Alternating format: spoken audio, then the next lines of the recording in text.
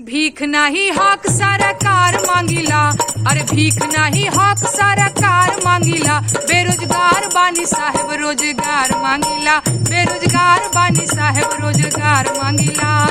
भीख नाही हक सरकार मांगिला, अरे भीख नाही हक सरकार मांगिला। बेरोजगार बानी साहेब रोजगार मांगिला, बेरोजगार बानी साहेब रोजगार मांगिला। कैसे?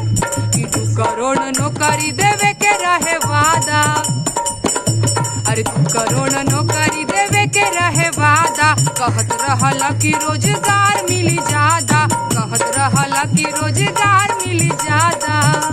अरे नून तेल पैसा ना उधार मांगिला, नून तेल पैसा ना उधार मांगिला। बेरोजगार बानी साहेब रोजगार मांगिला, बेरोजगार बानी साहेब रोजगार मांगिला, बेरोजगार बानी साहेब रोजगार मांगिला।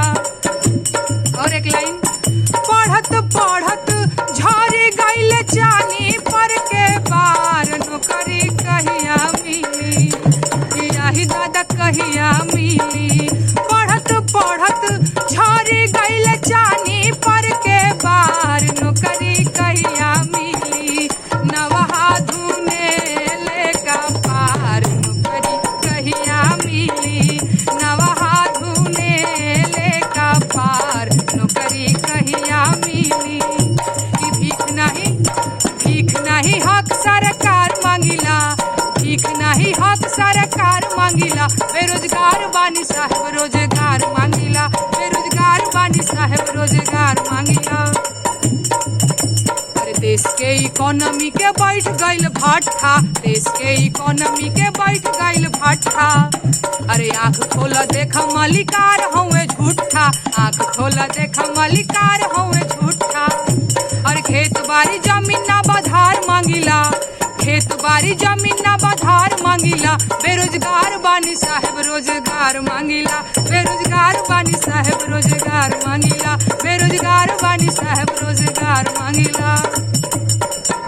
उमर याधी आइल भइल जवानिया बेकार। नौकरी कहिया मिली, यही दादा कहिया मिली। उमर याधी आइल भइल जवानिया बेकार। नौकरी कहिया मिली, कि नौकरी कहिया मिली।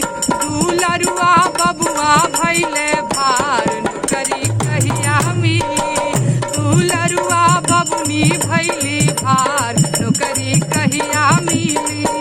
अरे भीख नहीं हक सरकार मांगिला, भीख नहीं हक सरकार मांगिला। बेरोजगार बानी साहेब रोजगार मांगिला, बेरोजगार बानी साहेब रोजगार मांगिला।